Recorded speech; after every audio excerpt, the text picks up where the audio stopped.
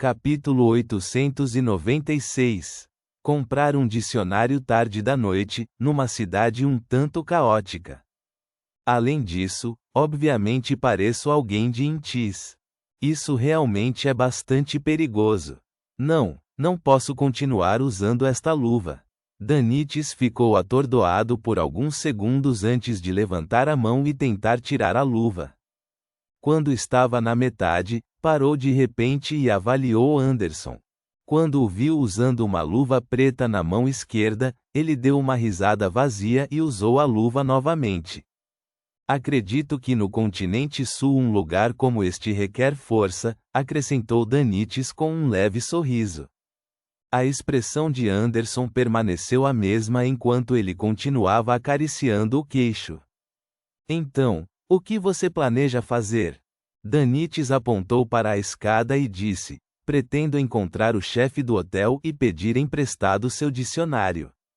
Acredito que ele ensinará dutanês a seus filhos. Essa é uma ideia que vale a pena perseguir.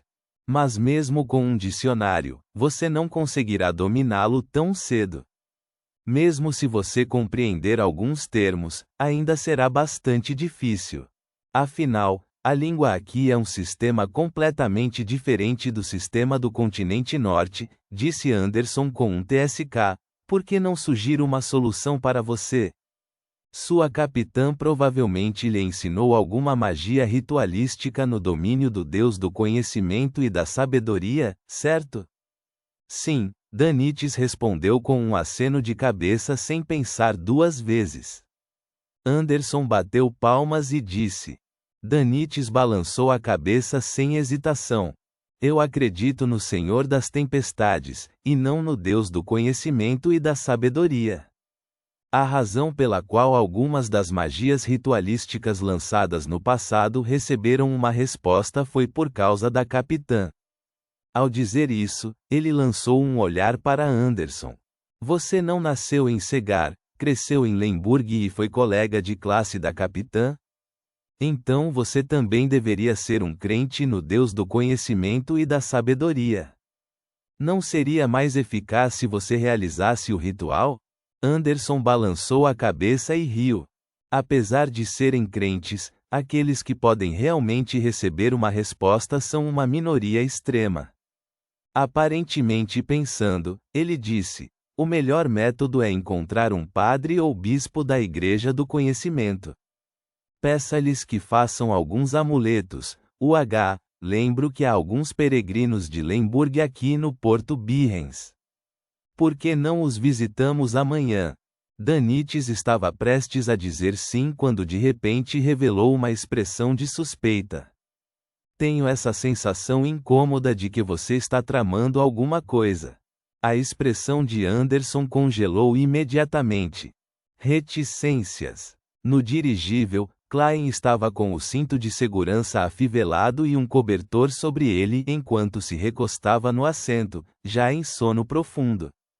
Neste momento, estava escuro lá fora.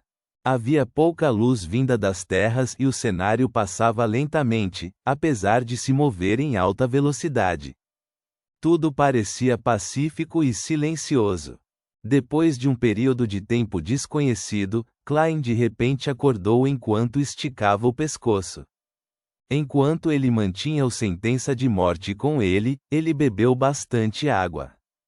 Sua bexiga o acordou. Afastando o cobertor e desafivelando o cinto de segurança, Klein cobriu a boca e bocejou. Saiu da sala e foi para o banheiro no canto do corredor. Depois de se aliviar, lavou as mãos e saiu do banheiro. Quando ele entrou no corredor, de repente viu uma pessoa. A pessoa estava parada no meio das sombras. Estava vestindo uma túnica preta e em seus olhos havia sombra e blush.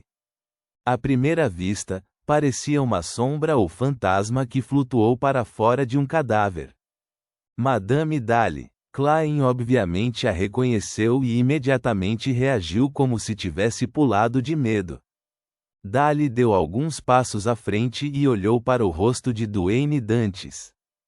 Ela pausou o olhar entre os olhos dele enquanto curvava a boca em um sorriso. Seus olhos e porte lembram os de um amigo meu, especialmente os olhos. Klein imediatamente fingiu entender ao dizer com um sorriso: Madame, se nossos gêneros fossem trocados, essa seria uma forma padrão de dar em cima de alguém. Os olhos de Dali não se desviaram enquanto ela ria. Não há necessidade de nenhuma troca. A diferença de gênero não altera a definição de tais ações. Se fosse em qualquer outro momento, eu realmente estaria tentando enganar você para levá-la para a cama se tivesse dito algo assim, até mesmo enganando você durante todo o caminho até o altar. No entanto, não tenho tais pensamentos no momento. Eu vim porque seus olhos realmente me lembram dele. É realmente muito difícil falar com a Madame Dali. Não posso deixar que ela conduza a conversa, caso contrário, poderá perceber que Duane Dantes não é o conquistador que tem uma ampla preferência ou um especialista em romance. Em vez disso, ele não passa de um homem inexperiente diante de mulheres encantadoras. Tenho que assumir a liderança nessa conversa. A mente de Klein se agitou quando ele perguntou diretamente, de maneira meio brincalhona: Madame, você gosta daquele seu amigo? Dali ficou surpresa por um segundo antes de erguer as sobrancelhas, abaixar a cabeça e sorrir. Isso não é algo que precisa ser escondido. Se ao menos ele pudesse ser como você, disposto a tomar a iniciativa diante de uma mulher, proficiente em criar uma atmosfera sugestiva, talvez se fosse esse o caso, já poderíamos ter filhos. Infelizmente, ele é um homem conservador. Quando ele conversa comigo, tudo o que ele fala são assuntos relacionados ao trabalho ou às suas experiências. Qualquer dica dada a ele ou qualquer piada exagerada apenas o fazia parecer desconfortável. Ele muitas vezes encontrava desculpas para ir embora. Parecia velho e não cuidava do cabelo. Ele também tinha uma memória ruim. Até esqueceu meu aniversário. Sempre que pensava nele eu ficava brava, com vontade de empurrá-lo para a cama, amarrando seus braços na grade da cama. Klein olhou para a cabeça de Dali com um olhar sombrio enquanto suspirava para interrompê-la. Madame, você falou demais. Dali ergueu os olhos, falando com um sorriso nada diferente de antes. Achei que você gostaria de conversar sobre assuntos em um nível mais profundo. Klein soltou uma risada suave. Então por que você não transformou esses pensamentos em ação? Posso dizer que você não é apenas uma mulher que só consegue falar. Dali zombou. Adivinhe. Depois disso, ela assentiu. Obrigada por não dizer que estou assediando você. Enquanto falava, ela se virou e se dirigiu ao amplo salão onde estavam os luvas vermelhas. Os cantos da boca de Klein se curvaram ligeiramente quando ele voltou para seu quarto, balançando a cabeça. Ao chegar à entrada do amplo salão, Dali, cujos olhos pousaram nas tábuas do piso, de repente viu um cadarço desamarrado. Ela ergueu o olhar enquanto seus olhos refletiam Leonard Mitchell, de cabelos pretos e olhos verdes. Leonard olhou para Duane Dantes ao entrar em sua sala, e disse com a voz reprimida: ele tem muitos segredos. Ele não é uma pessoa simples. Dali riu e assentiu. Eu sei. Dito isto, ela passou rapidamente por Leonard Mitchell e entrou no amplo salão. Quando percorreu alguns metros, ela diminuiu o ritmo e mais uma vez abaixou a cabeça. Leonard permaneceu parado na porta, observando as longas sombras projetadas pelas luzes do lado de fora. Lenta e silenciosamente, ele expirou.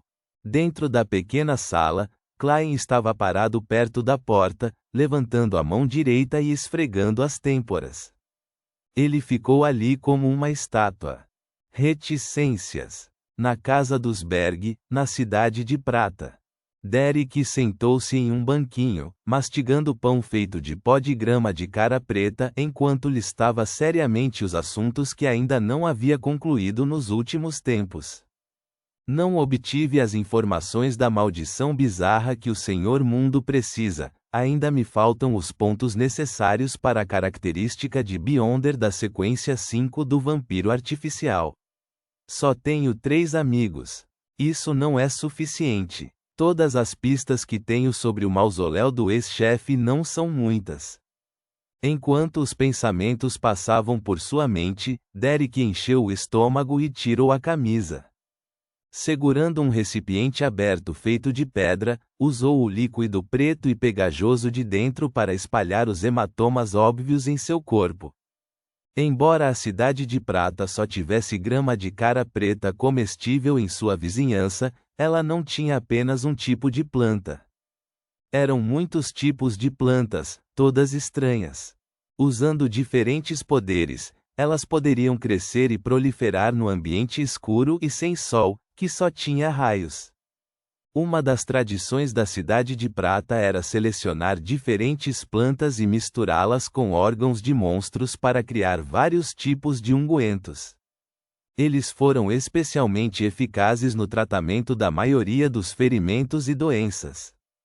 Evitou que os moradores morressem apenas por causa de um problema trivial.